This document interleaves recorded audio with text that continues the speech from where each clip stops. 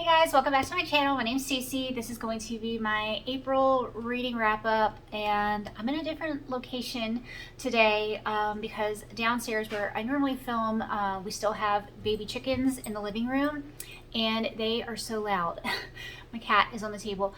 They are so loud, and I'm having a hard time focusing on what I'm trying to say with them peeping in the background. So I moved upstairs to my little sewing spot because this is basically the only other spot in the house that I have. All right, let's jump right in. The first book that I finished in April was Prince Caspian by C.S. Lewis. I've been reading the Narnia books with Holly, and I read ahead because I was driving back and forth to Tennessee, and I wanted to put on a book that I knew my husband would enjoy listening to as well in the car. So I played that, and it's a pretty short book, so got that done on the drive. I really enjoyed Prince Caspian because the children from The Lion, the Witch, and the Wardrobe make an appearance in Prince Caspian, and I really love their characters. And I loved the way they were introduced back into the story. I thought that was really cool and fun. I liked seeing kind of a different side of Narnia, a different look of Narnia. So yeah, I thought the book was a lot of fun. I really enjoyed it. I gave it 4 stars. The next one I read was The Vanishing at Castle Moreau by Jamie Jo Wright.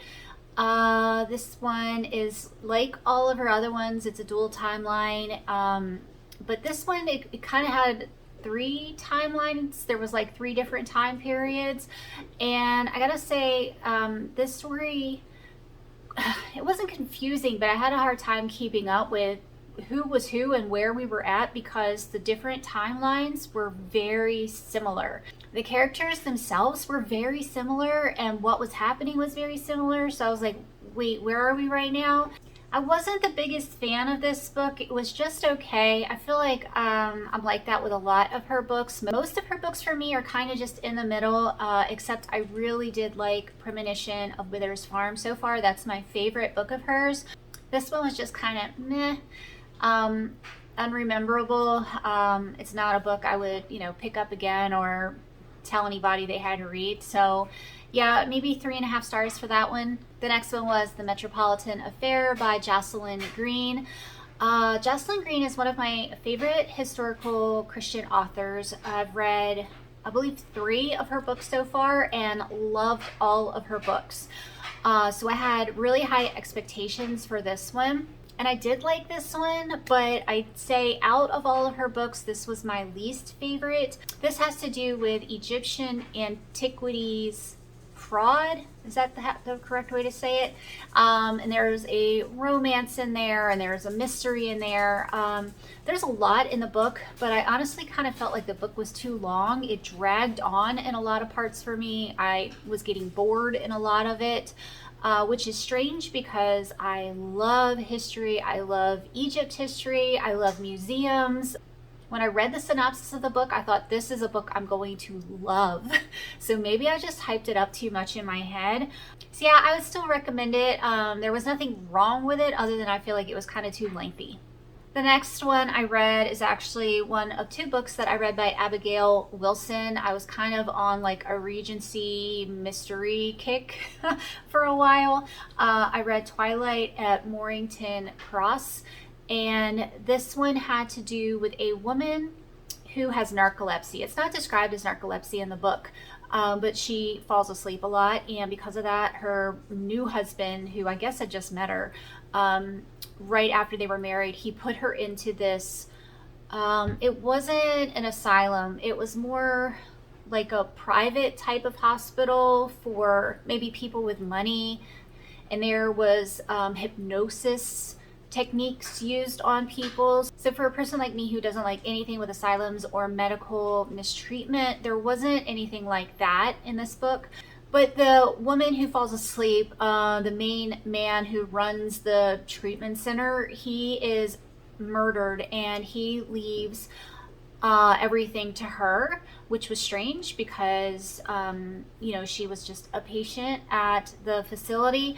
But it had a caveat that she had to marry one of two men that he had picked for her, and I think she had to marry him within like 30 days.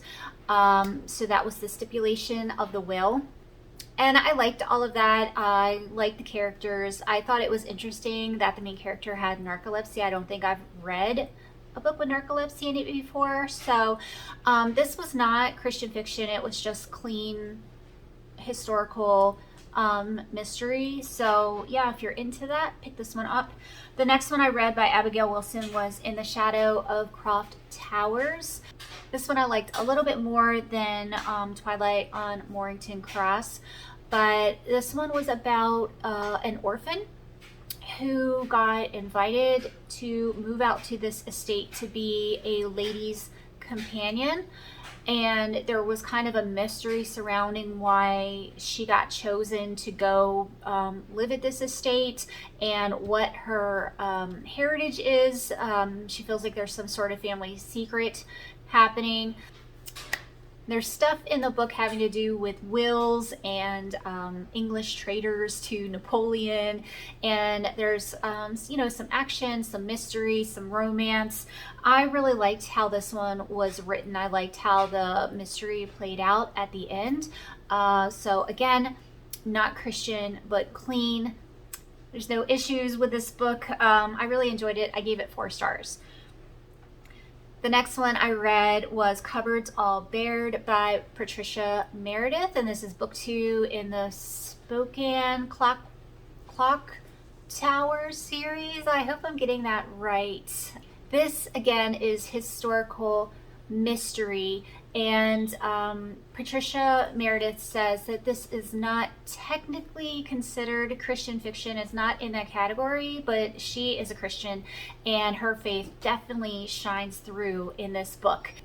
This book that is not technically Christian fiction has a lot more faith in it than a lot of books that I read that are labeled Christian fiction. So I love it. This book follows the characters of the first book, and as time goes on and I'm spending more time with these characters, I'm really falling in love with them and getting to know them, and I'm enjoying their storyline, their arc.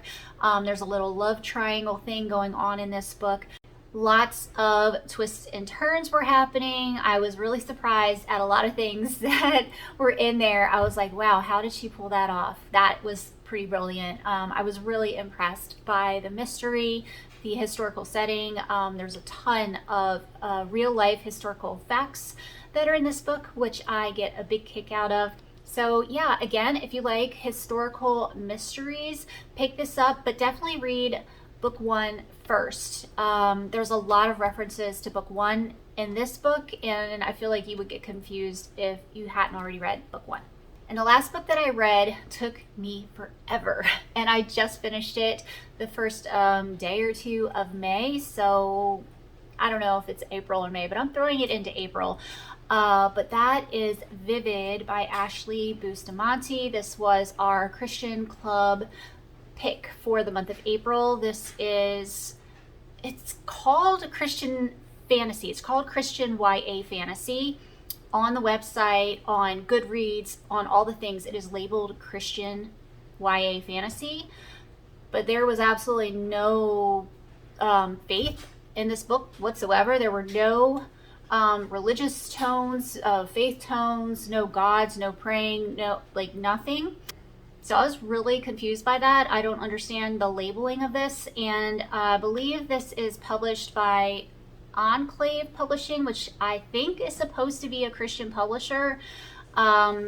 So yeah, maybe I'm just confused and I don't know how all this works, but there was no faith elements in this at all. This book is very heavy on color magic, and there's a lot of magic used in this book, and I'm not against magic, but I prefer very light magic, and I prefer my magic to make sense. And I feel like elemental type of magic, like wind and water, stuff like that, makes more sense. Like if you're using some sort of energy to source power. Like my shirt is blue, and one of the powers in the book is blue power, so I would be able to draw power from my shirt And I'm just like, no, I don't understand. No, it doesn't make any sense to me. I don't get it. There's no energy in this color. Also, this book was YA, and there was a teenage relationship in this book that I found to be so icky. I was just creeped out. The guy is a like mentalist. He is what you would call a yellow power person, and he has powers of coercion, mind control. He can get into your dreams. He can make you feel things. He can make you see things. And the main girl totally was into him right off the bat because he was so good looking. She would keep talking about, you know, like his cute smile or his eyes or whatever. And she knew that he was a yellow person, that he had these powers, that he could be using these powers to make her, you know, feel things for him. He even admitted to using it once to coerce her to come to him.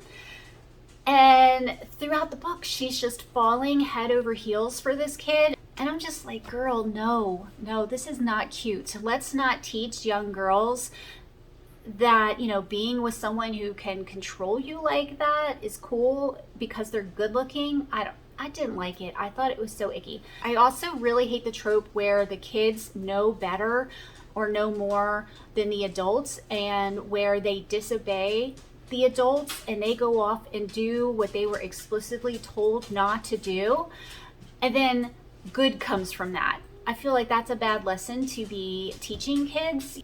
So as a parent, I actually have kids that are the same ages of the romantic couple in the book. And I was just thinking, like, girl, if I tell you that this person is an evil person and you need to stay away from this person and have nothing to do with them, you need to trust me. The fact that this young girl was just like, I don't care what you guys are saying. I don't believe you. I want to go be with the cute boy in the woods. I just don't like that trope. If it is an adult going against other adults to dig to the bottom of things, to discover things, to fight the power, whatever it is, I'm fine with that. But when the storyline is kids going against adults because they know better, it really irks me. It's the main reason that I really cannot stand the Little Mermaid movie, because the Little Mermaid disobeys her dad and then goes to the surface and then finds the love of her life and everything is great, but she's being rewarded for disobeying her parents. You know what I'm saying? Am I making sense, or am I just an old fart? I could be an old fart. I don't know. Maybe I'm just way too old for this book. There was also parts in the book that made no sense whatsoever. So in the very beginning of the book, the main girl and a boy in her class are told to fight each other in the classroom. And the boy is using his magic to pick up scissors and hurl scissors at the girl. And then later on in the book, the love interest gets hurt from a spell that the adults had done to him. And the girl who's in love with him was absolutely shocked that the adults would have a spell that caused pain, because in her mind, she was like, oh no, all of our spells are just for good and for protection and to help people. And I cannot believe that we have a spell that would hurt somebody. But I was like, girl, you were just in a classroom and your friend was using spells to throw scissors at you in front of the teacher where it was okay. Like, it made no sense to me. So anyway, that is my rant on Vivid. Not a fan, and I won't be reading any more color magic books in the future. And that sums up all the books that I read in April. I hope y'all had a great April and you have a fantastic May, and I will see y'all soon. Bye.